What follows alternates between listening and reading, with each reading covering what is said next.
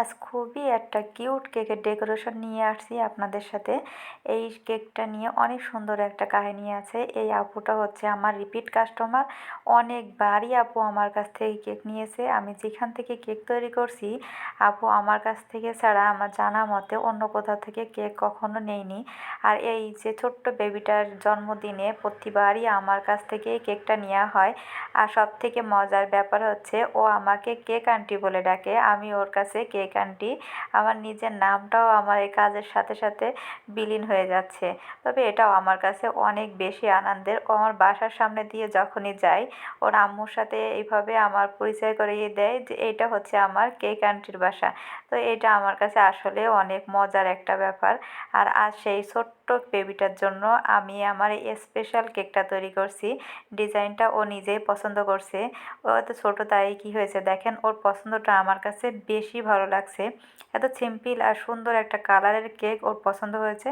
আর ও ওর আম্মুকে সাজেশন করেছে যে এই কেকটা এই জন্য আন্টি আমার তৈরি করে দেয়।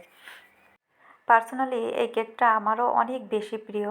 আর আমি এই কেকটা কিভাবে ডেকোরেশন করছি সেটা আপনাদের সাথে শেয়ার করি। পাইপিং ব্যাগে কিন্তু দুইটা আলাদা আলাদা কালার নিয়ে আমি পাইপিং ব্যাগ দিয়েই কিন্তু ক্রিমটা সেট করছি। এই ক্রিমগুলো যখন শেড কালার করবেন তখন অবশ্যই পাইপিং ব্যাগ ইউজ করবেন, তা না হলে কিন্তু সুন্দর একটা আউটকাম আসবে না।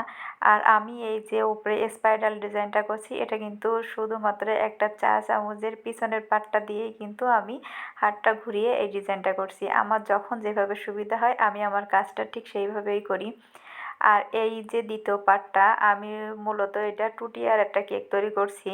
এই দ্বিতীয় লেয়ারটাও আমি কিন্তু সেম প্রসেসেই তৈরি করছি। পাইপিং ব্যাগ দিয়েই কিন্তু দেখছেন এই কাজটা করছি। আপনারাও চেষ্টা করবেন পাইপিং ব্যাগ দিয়ে এই শেড কালারটা তৈরি করতে, তাহলে খুব সুন্দরভাবে কিন্তু এটা তৈরি করতে পারবেন। তা না হলে কিন্তু ফিনিশিং দেওয়ার সময় এলোমেলো হয়ে যাবে, দুইটা শেড ভালোভাবে আসবে না। তো অবশ্যই চেষ্টা করবেন পাইপিং ব্যাগ দিয়ে এই কাজটা করার জন্য। এখন সেম প্রসেসে সেই একই যে চা চামচ, ওই চামচটার পিছনের পার্টটা দিয়েই কিন্তু আমি এই ধারের যে স্পাইরাল ডিজাইন, উপরের স্পাইরাল ডিজাইন দুইটাই দিচ্ছি। দেখেন এইটা দিয়ে কি ইজিলি আর কি সুন্দরভাবে এই ডিজাইনটা হচ্ছে। এটা আমি প্যালেট নাইফ দিয়ে কেন যে সুন্দরভাবে পারি না আমি নিজেই জানি না। যেটা আমার কাছে সহজ মনে হয় আমি সেইটাই করি। এইভাবে দিলে আমার কাছে অনেক বেশি সুন্দর লাগে। আর সব থেকে সেন্সিটিভ জিনিস হচ্ছে এই যে একটা লেয়ারটা আরেকটা লেয়ারের উপরে সেট করা। এই সময়টা অনেক বেশি কেয়ারফুল হতে হবে, তাড়াহুড়ো করা যাবে না। আমার ভিডিওটা টেনে দেওয়া এই জন্য মনে হচ্ছে অনেক ফাস্ট দিয়েছি, না আমি এটা অনেক সাবধানে আর অনেক সুন্দরভাবে দিয়েছি যেন কেকটা ড্যামেজ না হয়ে যায়। এই পার্টটায় অনেকেই ড্যামেজ করে ফেলে। এখন এর ভিতরে আমি 2 শেডের কালারের গোলাপ ফুল দিয়ে দিব। আর এই যে কেকটা পুরোটা ডেকোরেশন করার পরে এই কেকটা যে আমার কাছে এত বেশি ভালো লাগে। এত ছোট্ট একটা বাচ্চা এত সুন্দর কালার কম্বিনেশন একটা কেক চয়েস করেছে, এটাই আমার কাছে অনেক বেশি ভালো লেগেছে। আর বিশেষ করে বাচ্চারা তো রঙিন কেকগুলো বেশি পছন্দ করে, রংচং পছন্দ করে, কিন্তু ওর পছন্দটা এত সুন্দর আমার কাছে এইটা ভেবেই তো ভালো লাগছে। আর কাল রাত্রে আমি যে কী পরিমাণ অসুস্থ ছিলাম কেকটা করতে করতেই, কিন্তু আমি ফ্রিজে রেখে সেইটা আমি কাজটা শেষ করতে পারিনি, কাজটা কমপ্লিট করছি সকালে উঠে।